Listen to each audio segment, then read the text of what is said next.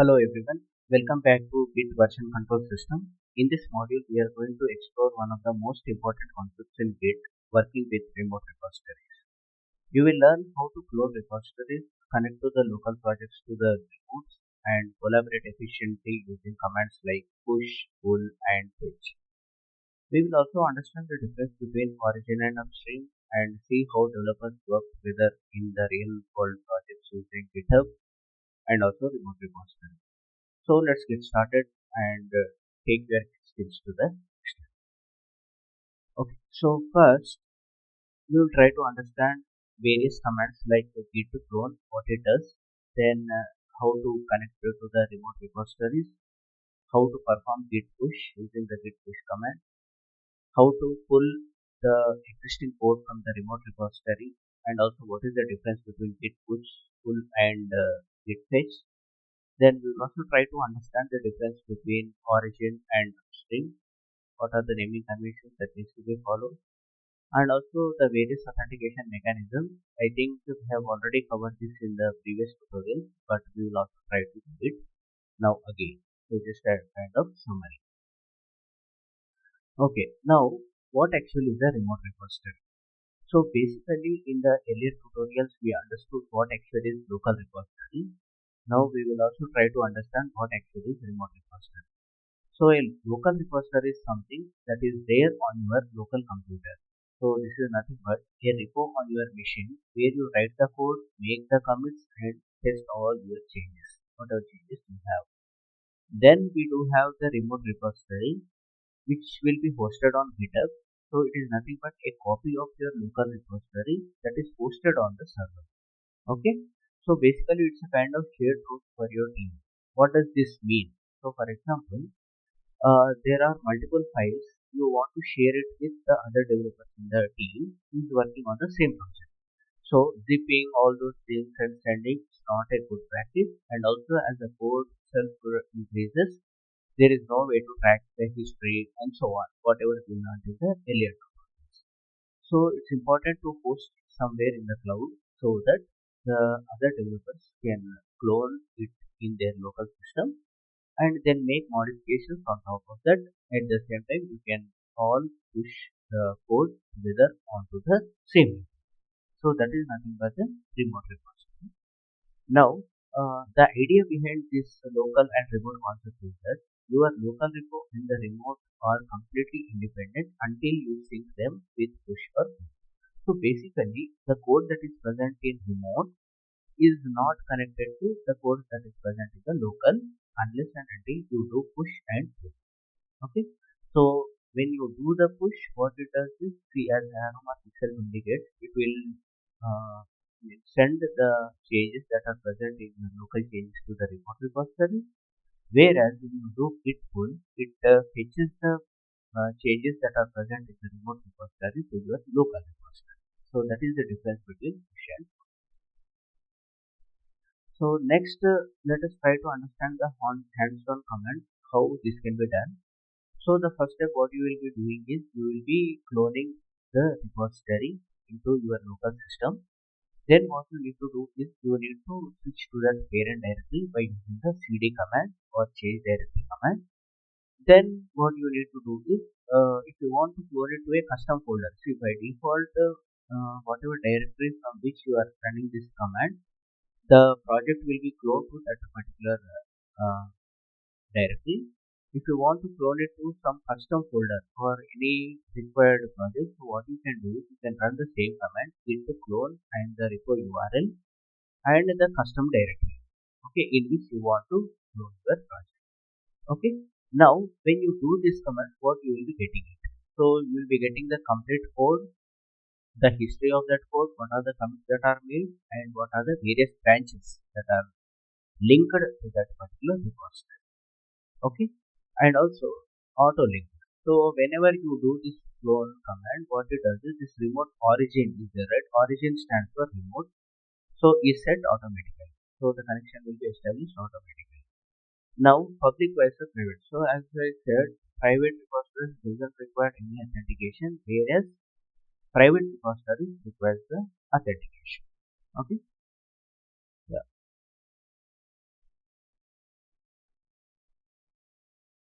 So next, how do we manage the remotes? So basically, every remote has a name, usually origin, and its URL. You can add, view, and remove them depending on your requirement. So how do you add a new remote to establish the connection between your local and the remote repository? That git space remote space add, then origin, which stands for remote, then the URL of the repository. So this is how you will be adding a remote called as origin. Okay. Now, if you want to list all the remotes that you have connection with, so you can do it by using git space remote space hyphen v command. Okay. Now, if you want to change the remote URL, for example, in this case, you are using HTTPS based authentication. If you want to change that URL to SSH based authentication, then you can do it by using this particular command. Git remote set URL origin. So you can directly change this URL to this particular format, remaining everything is the same. Okay. Now, if you want to remove an origin, what you can do is git the remote space remove origin. Okay, what it does is it will remove all these branches. Now, when you run git space remote space hyphen v, it doesn't list anything. What it does is it will remove all these. Okay. Now, the convention is that your main remote is almost always called as origin. You have multiple remotes. So, if you want to do that, you can set the multiple remotes. Okay, so it is again based on your requirement. Okay, so then we do have git push and git pull. So basically these commands are used to sync with the remote.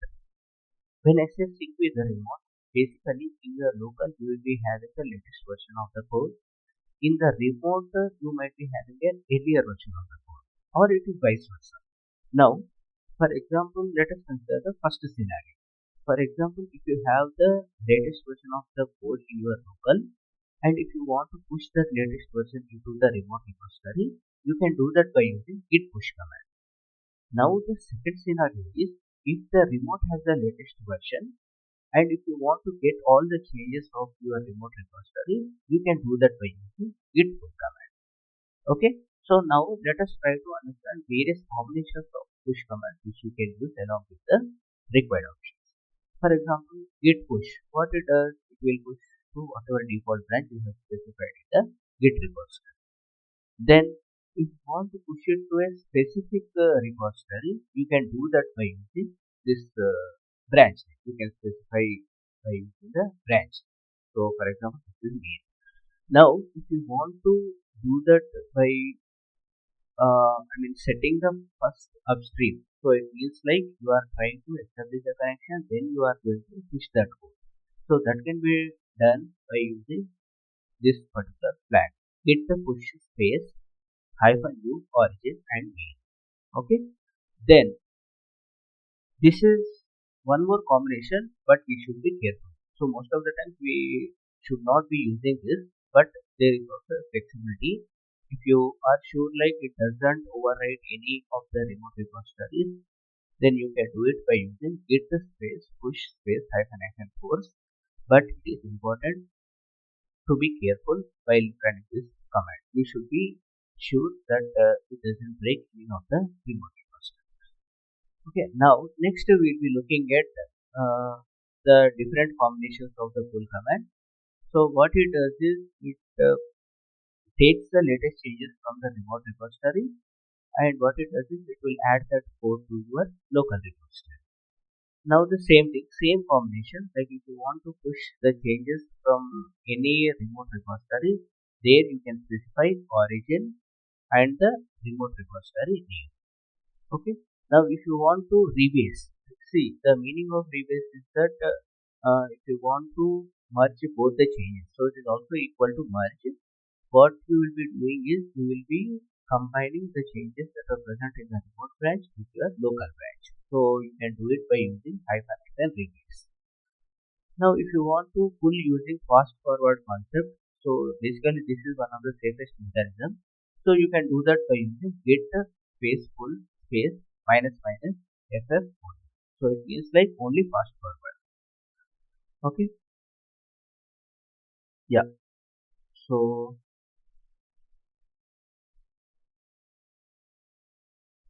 So next we will be moving on to the next slide.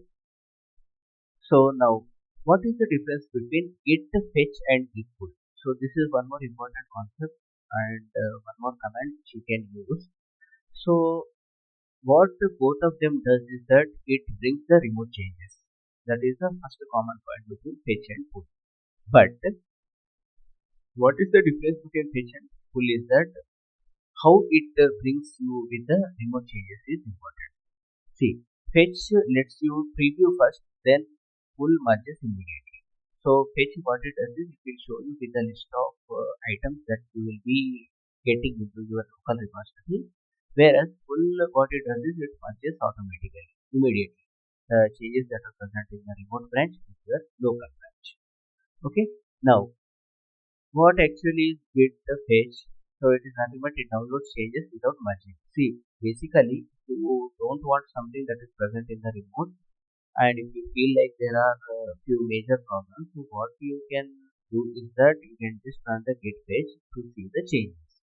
So, for example, what it does, downloads new commits from the remote repository, stores them in origin main, your working files will be unchanged, then review with GitLab, I mean whatever changes that are there and whatever commits that have come in, you can do that by using GitLab, and you can merge the code manually whenever you feel like the code that is present in your local is up to date with the remote repository. Then on the other side we have git pull, so which is nothing but it performs both operations. It fetches the code which allows you to see, then automatically it will merge. So there won't be a review concept here. So download and merges in one step. It does the see. The main thing is if you are sure like whatever code is up to date with the remote repository, then what you can do is you can just fix the code and you can merge it by using git pull command. See, runs git fetch internally. So this is nothing but this plus merging on. Then automatically into your branch, your working files, whatever you are doing in your local will be updated. Then it is faster compared to git fetch and it can cause much conflicts which you need to resolve manually. So we will also try to understand how to resolve those conflicts in the coming slides. Okay. Now the formula is if you want to do git pull, it is nothing but a shortcut to merge the code or sync the code between the local repository and the remote repository. Git fetch plus git merge. This is nothing but git. Okay. Now we will try to understand the differences between origin and the upstream. So this name confuses everyone because what actually is origin? Because at times what you need to do is you need to use both commands in combination. Okay, how do you do that and what is the difference? We will try to understand. Okay. So basically the default name for the remote is going to set automatically. This is where you push.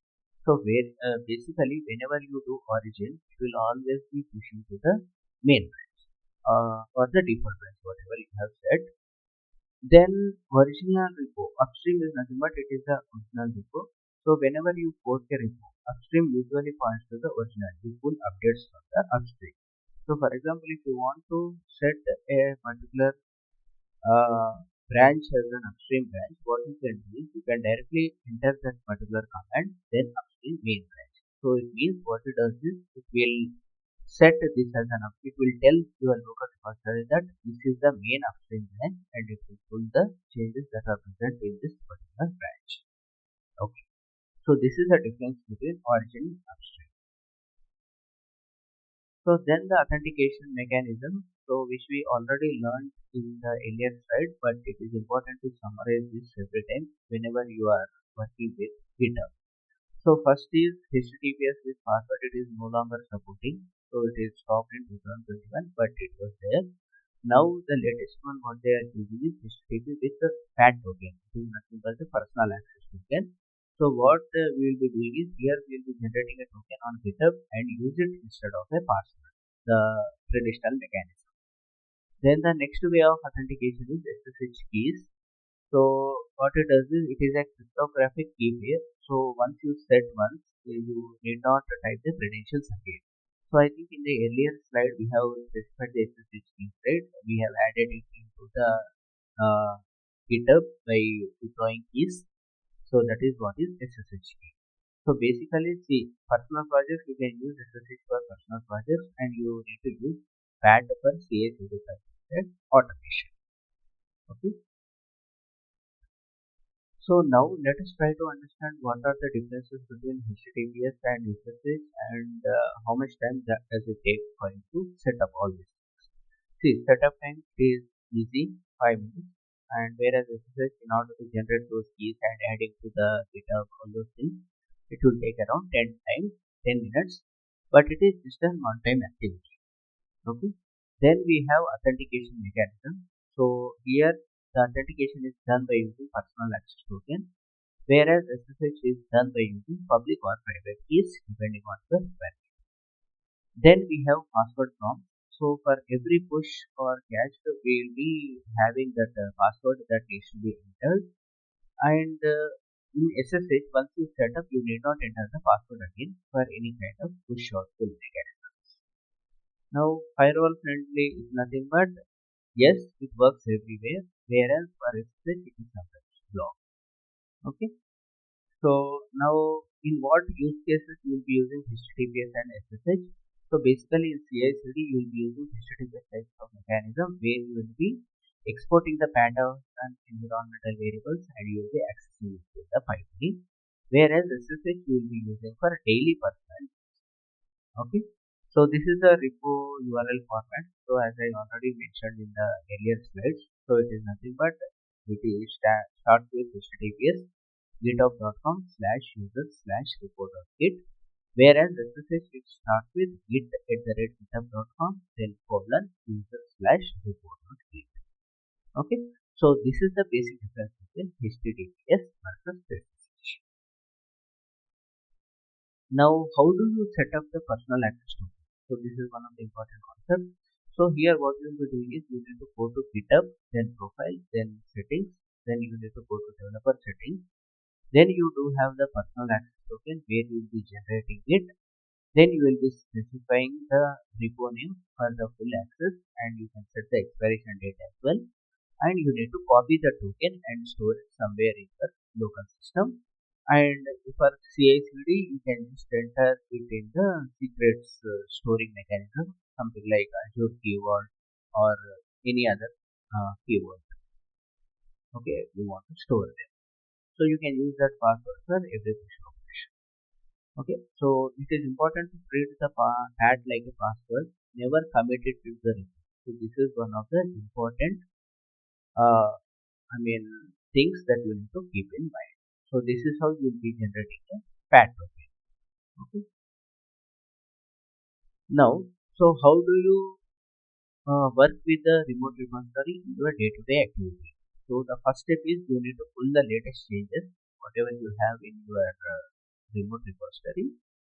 Then you can check the status, like if there are any new things that are present in the remote repository that you can identify by using git status command. Then whatever changes you want to make, you can make that changes in your editor. So this is the workflow. Then once you make the changes, you need to add it to the staging as I explained in the earlier slide using git space add space dot. Then once you add your code to the staging area, what you need to do is you need to commit that code by using this commit command, which I already explained in the earlier sessions, by giving the right commit message. Then once you did, now you need to rebase it with the main thread. So as I said, see, at this point of time, I think you will already have the latest code. But what's important is when multiple developers are working on those features. So for example, let me mark it for the easier understanding. See, for example, here we have developer 1, here we have developer 2, here we have the main branch. So consider this is developer 1 which is currently working on the changes. Now we do have developer 2. So whenever you pull the latest code, what it does is the changes from the remote will come to your local. Now for example, after you commit some code, in the meantime developer 2 had made some changes. He has pushed some changes into your remote repository. But these changes is committed by the developer 2 won't be present in D1 branch. So what you need to do again while pushing, what you need to do, you need to pull and replace. So that's what it will happen is this will connect to this repository once again, and it will check if there are any changes that are present in this remote repository, and it will pull that particular changes into your local repository. So once this process is done, what you can do, you can directly push. So now what this D1 consists of? It consists of the changes from the main branch. It consists of the changes from the D2. So it has all the changes. Now what you need to do, now the changes from this and this is merged, right? Now these changes plus these changes will be pushed to the main branch. Okay.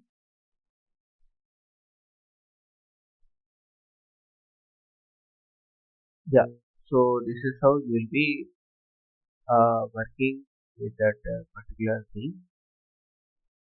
Then we will try to do a basic knowledge check. So to summarize what we have learned until now, what does git clone actually do? So what it does is it clones the entire remote repository locally, which has complete code, full history of the commits and all the branches, and it sets the origin automatically. Okay. Now the next question is, what is the difference between git fetch and git pull? So git fetch is nothing but it is only for the preview. It will show you with a list of changes. Whereas pull is nothing but it does multiple operations. Like it will fetch the code internally, then it will merge the changes that are present in the main branch to the local branch. Then what actually is the origin? So it is the default name for the remote you clone from. Okay, it is where you push your commits. So basically whenever you clone a repository, by default it is set as origin. Now whenever you do push, automatically push to a remote repository, it will automatically push to this origin space that repository name. Okay. Should I use HTTPS or SSH? So SSH for daily personal use, no password prompts. But in industry standards, it is always preferred to use HTTPS with PAT for CI/CD and automation. Whatever. Okay. So that's it for this video, guys. So now that module 3 is completed, we will also having a separate hands-on session once this branching and merging is also done, where we will be combining the hands-on session for this module 3 and the module 4. Okay. Thank you.